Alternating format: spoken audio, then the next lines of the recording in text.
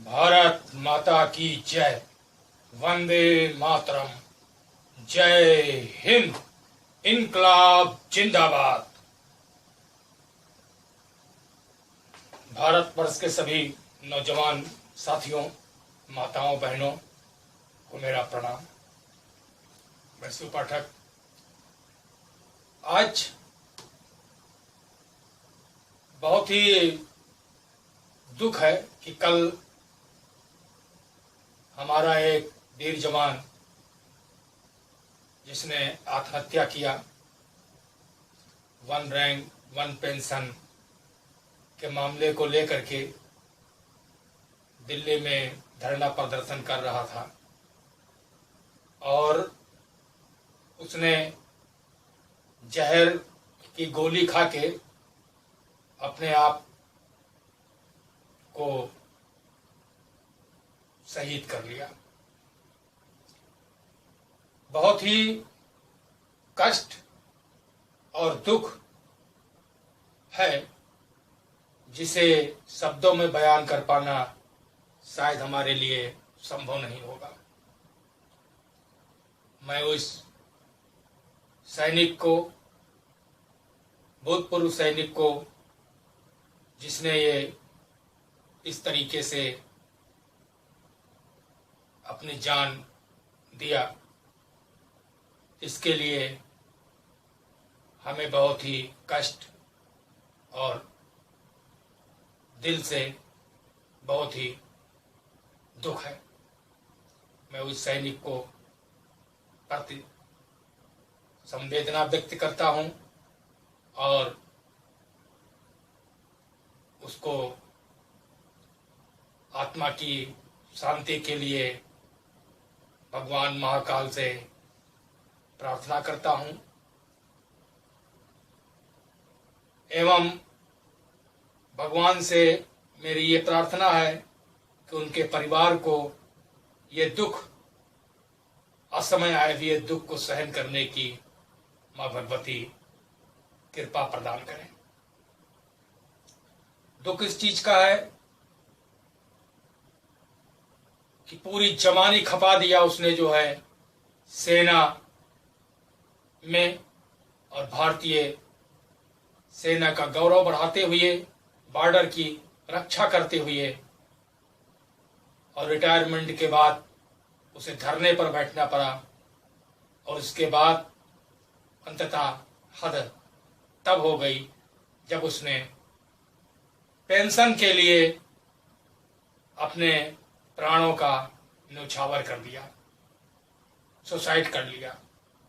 सोचने से कितना कष्ट होता है और कितना दुख होता है कि ऐसी स्थिति भी हमारे सैनिकों को देखना पड़ता है।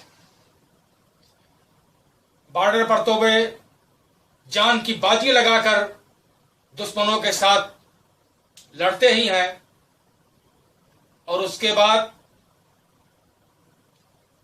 देश के अंदर बैठे हुए राजनेताओं का भिन्न भिन्न प्रकार से बयानों का आना एक अपने आप में अंदर से झकझोर देता है। खैर, मैं उन सैनिकों को सैल्यूट करता हूं कि जिनकी वजह से आज हम भारत के अंदर सुरक्षित हैं, भारत की सीमाओं की वो रक्षा करते हैं रातों दिन। पहाड़ों पे -30 डिग्री सेंटीग्रेड पे भी जो हमारे जवान लेह लद्दाख पे रातों दिन ठंडा गर्मी हर मौसम में अपने जान की बाजी लगाते हुए ड्यूटी पर तैनात रहते हैं और दुश्मनों से रक्षा करते हैं।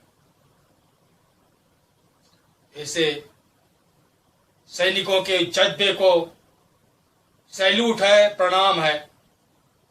परंतु आज उन्हीं बीच का एक वीर सैनिक ने आत्महत्या किया। सिस्टम का फेलियर इसलिए कहा जा सकता है कि उसको बढ़ी हुई पेंशन का फायदा नहीं मिल रहा था, इसलिए वो धरने पर बैठा हुआ था। अभी सुसाइड के बाद में पता चल रहा है, जैसी खबरें आ रही हैं कि उसको लाभ मिल चुका था, लेकिन बैंक की गलती की वजह से उसके खाते में वो धनराशि नहीं जा रही थी। किस तरह का सिस्टम है, क्या है, क्या हो रहा है? कौन सा बैंक कर्मी था? भारतीय स्टेट बैंक की ब्रांच थी, उनके एजीएम, उनके जेएम के तरफ से कोई बयान नहीं आया, न कोई इंक्वायरी हुई। होगा, मान लीजिए अभी तक शुरुआत नहीं हुई तो इसे होना चाहिए। किसकी लापरवाही से, किसकी गलती से, किसकी कमी से उसके खाते में पैसा नहीं जा रहा था, उसको चिन्हित किया जाए और उसको सामने लाया जाए और सारे पैसे की रिकवरी उसी से किया जाए और उसे तत्काल प्रभाव से सस्पेंड किया जाए। सस्पेंड ही नहीं बल्कि उसका निलंबन किया जाना चाहिए और उसके ऊपर जो शहीद हुआ है, जिसने आत्महत्या किया है, उसका भी केस उस बैंक कर्मी के ऊपर शुरू किया जाना चाहिए। ऐसा भारत देश के युवाओं की मांग है। और हद तो तब हो गई जब हमारे पॉलिटिशियन एक हाई वोल्टेज ड्रामा, एक हाई वोल्टेज 480 वोल्ट का ड्रामा करने के लिए खबर मिलती है, उसके बाद शुरू कर देते हैं। कांग्रेस के योग सुयोग्य एवं कांग्रेस के पथप्रदर्शक माननीय राहुल गांधी जी ने अपने कांग्रेस अनुयायियों के साथ जिस तरीके से एक ड्रामा किया, अब कुछ भी कहा जाए, अच्छा किया। हम तो कहेंगे खैर किया, अच्छा ही किया। वो उनकी पॉलिटिशियन की रणनीति है, लेकिन मैं इस तरीके के पॉलिटिशियन की रणनीति को पसंद नहीं करता हूं।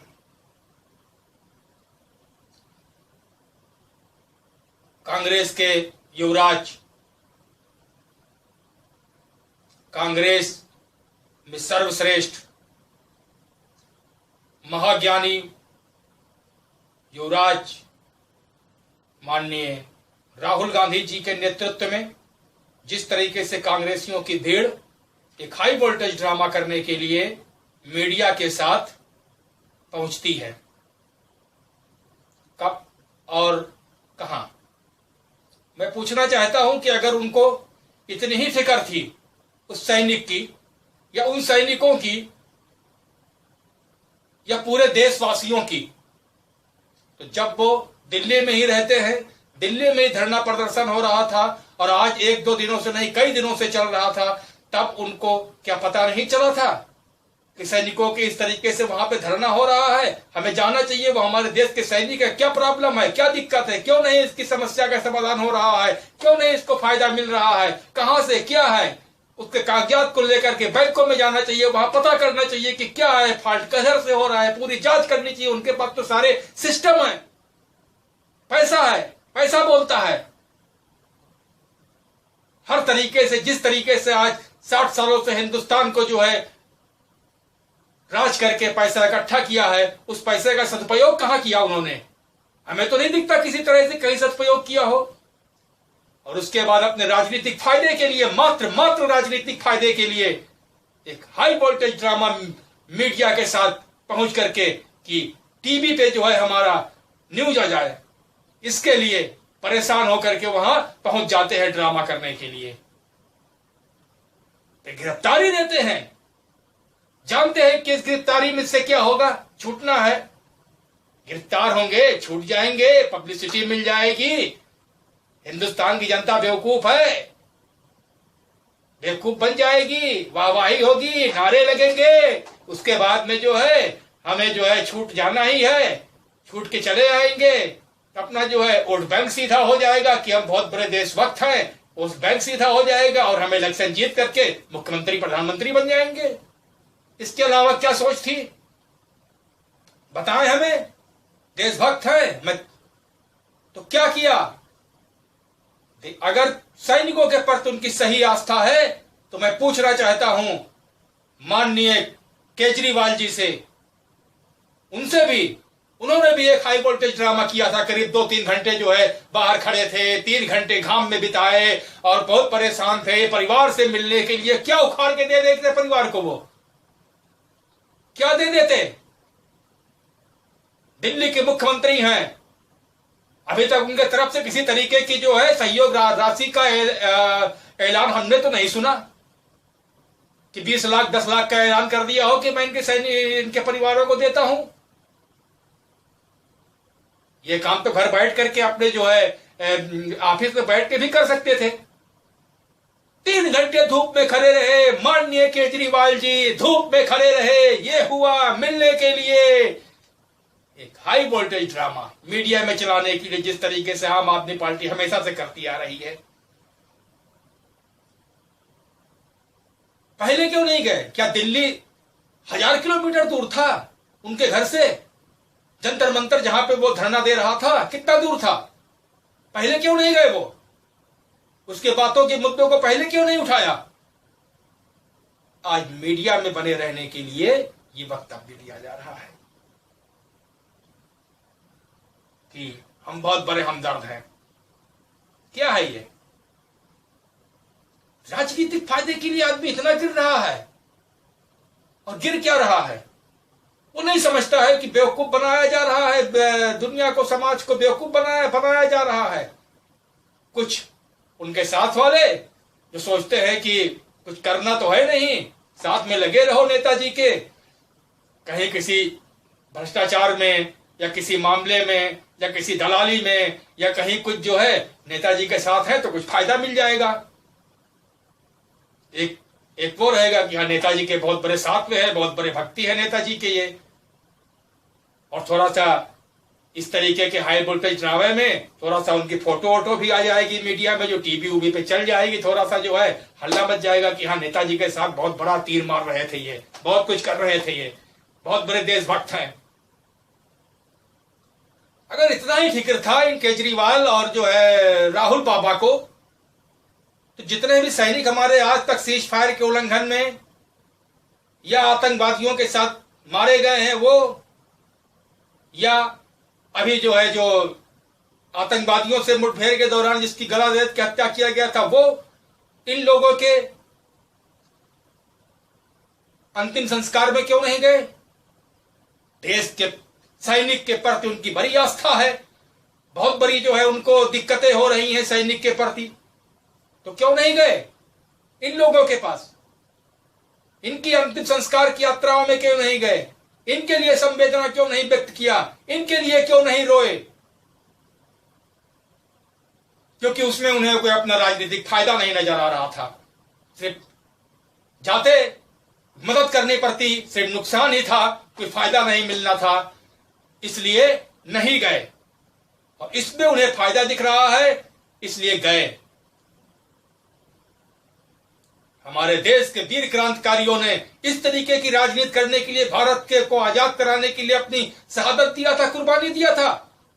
अरे धिक्कार है ऐसे राजनेताओं पर, और धिक्कार है उनके साथ देने वालों पर। लेकिन फिर भी चल रहा है, सिस्टम है, हिंदुस्तान है। खैर, मैं अपनी बात को विराम देता हूं। जनता इसका फैसला करे और सोचे। भारत माता की जय। वंदे मातरम। जय हिंद। इनकलाब जिंदाबाद। जय हिंद।